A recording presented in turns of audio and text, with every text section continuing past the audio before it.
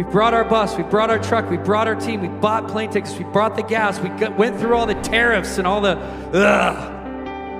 stuff, paid all the fees, did all the stuff. We actually did it all legitimate. The sad thing is all of these municipalities and cities kept our money.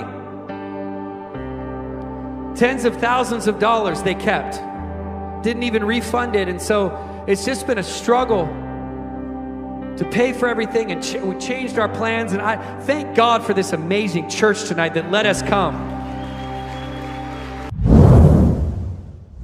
Just to catch you guys up, the Lord gave us a mandate, Isaiah 61. We did all 50 U.S. capitals. We brought worship, communion, prayer, revival,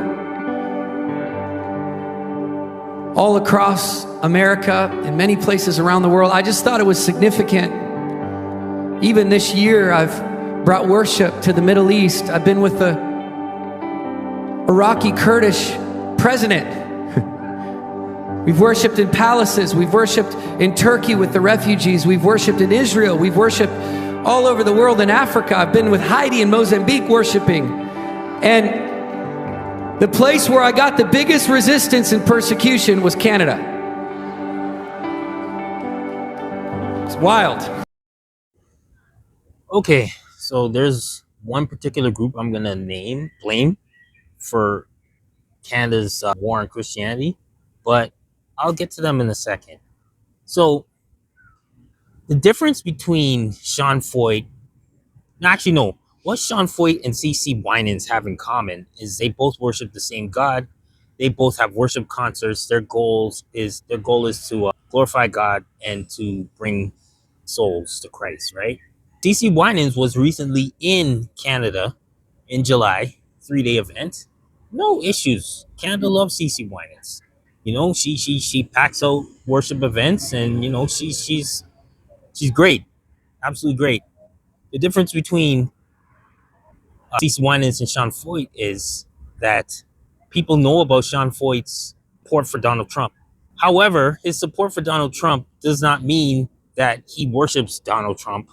He's a bigger supporter of Christ than he is Donald Trump. But because Canadians don't like Donald Trump, they're giving him a hard time in Canada doing a tour on outdoor concerts and churches. And so what's happened so far? Halifax, some people are complaining of him coming to Halifax. Montreal, he performed in Montreal, and the city of Montreal fined him and they had to stop the event. And the city of Vaughan canceled his appearance. However, it is now taking notice, and social media, is noticing this. And I believe now things are starting to come through where God is really coming through, and, people are waiting for his concerts. Like Toronto, he had a great event in Toronto, and I think he's heading out west. And I just think it's just going to get bigger and bigger. So that being said, you see what he's going through, what he's been going through. He said he's had more opposition in Canada than in Iraq and Turkey and all these places where Christianity is a tough sell. But we got good old Canada, where we got, Canadians are the best people in the world. They're so peaceful and all that stuff. All right, let's get to the bottom of this. We should not be declaring war on Christianity. We should not have a struggle with Christianity come into this country. But you know who I blame? I blame Christians who did not do their research when they voted for the Canadian election. I was talking about this Canadian election from time, and I said we need a change because the Liberal government has been in office for 9 years before the recent election.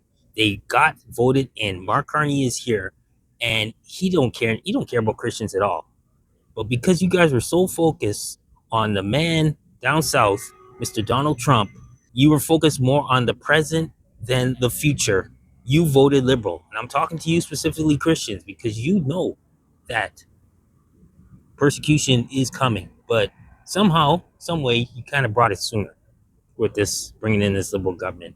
And also, those Christians who vote Liberal are usually the ones who are very laid back Christians. They go to church on Sunday sometimes. They give sometimes. They don't really witness during the week, and when you have a whole big percentage of Christians that do that, eventually the government is going to have way more power than the presence of God in this country. And so what do we do now? What do we do now? We got to pray more. We got to act more. We got to do more. We got to get more revival in this city. I mean, not this city, this country. It's going to take some work, and we're going to have some warfare. But you know what? It's expected. However, hopefully, elections moving forward, and if it's not too late, we can vote with wisdom rather than emotion.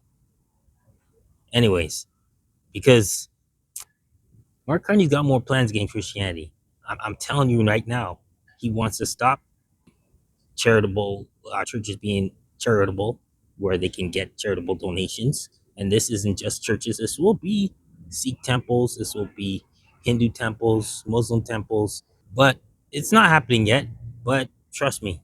If we don't pray, this stuff will be happening. And next thing you know, we're gonna be like, why are they persecuting us? Preserving God. Anyway, I want to know your thoughts.